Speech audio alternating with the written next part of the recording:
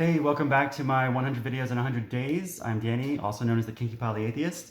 I just want to recognize that I have actually taken a couple days off. I am still committed to 100 videos in 100 days. It looks like it's not going to be 100 consecutive days. It looks like I'm going to have to start squeezing in 2 per day to get caught up and maybe even get ahead. So today I want to talk about safe spaces just a little bit more. Yesterday I talked about just defining what a safe space includes, and it includes a lot of trust, right? A lot of vulnerability. Today I was going to walk you through some different types of spaces so we could talk about how safe they feel and how the safety level changes things. So I've got a little list of places here. So let's start with, you're in public. You're on a public street and you happen to be walking through a rough neighborhood. How safe does that feel? Do you feel like you can discuss your feelings with people who walk by, right? Do you feel like you can be your authentic self? How about being in a public library? How safe does that space feel? Physically, it seems pretty safe, right?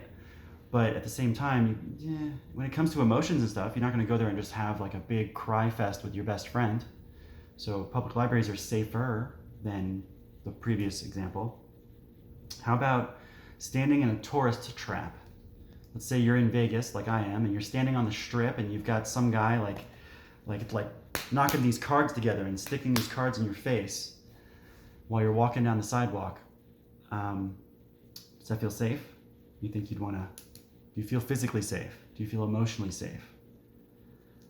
How about if you walk into a bar, just any bar? How safe does that bar feel? How about imagine a different bar? Because you'll notice that each bar has a different feeling of safety. If you walk into a biker bar and you're a biker, it's going to feel pretty awesome and safe. But if you're not a biker, you might be a little freaked out. So those are some really good emotions, right, that I'm trying to draw up in you to let you know what a safe space feels like and maybe not feels like. How about a classroom? Can you see the reason why a classroom would need to be a safe space? Can you see the reason why a therapist's office needs to be a very safe space? How about your boss's office?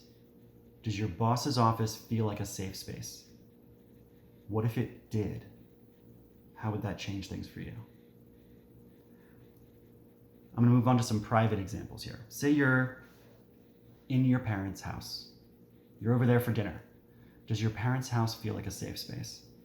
Does your best friend's house feel like a safe space?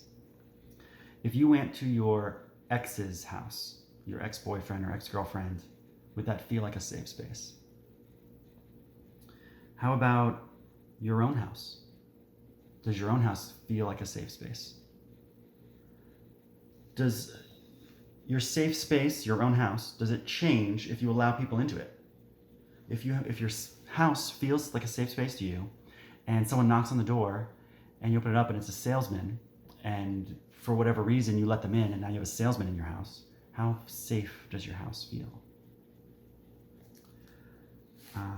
So now I'm going to work on creating some safe spaces and how they can change things.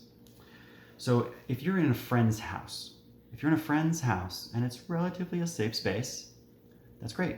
You could do things. If everybody in the house feels safe and friendly, you could probably play a board game, right? Or have some tea and have a conversation. But are you going to talk about sex, right? Would you talk about, say, kinky things you might be into? Depends on how safe the space is. And a big part of that is going to be not only the space that you're in, but also the people who are present. So if you are in a safe space and the people who are filling the space are just as safe, you can start doing and talking about different things, like sex. So let's say you're at a friend's house and someone suggests, well, let's go in the pool, and nobody has a bathing suit. So it's like, well, I'm happy skinny dipping if anybody else is happy skinny dipping. Is everybody okay with that? Like, are we open to jumping in the pool, just skinny dipping? And if it's a safe enough space, the answer might be yes.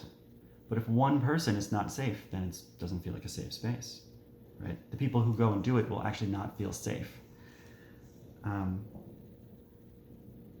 Again, I already talked about emotions, things like that. If you're really safe with people, you can probably talk about deeper, more vulnerable things. How about a game of truth or dare? I think this is such a great example of a safe space. If you want to know if you and your friends are in a safe space, suggest a game of truth or dare and watch people freak out. Because if you don't feel safe with one person in the room, you're not going to want to play.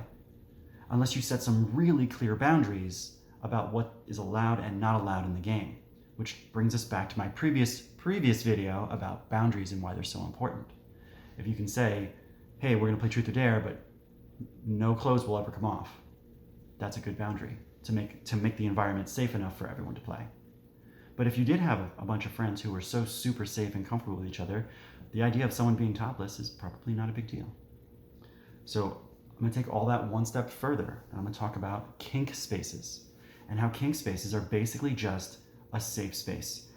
And there's a lot that goes into making a kinky space very safe so people can feel like they can be themselves. And that's a big part about what kink is. It's being allowed to be yourself, be authentic, have people accept you and not judge you.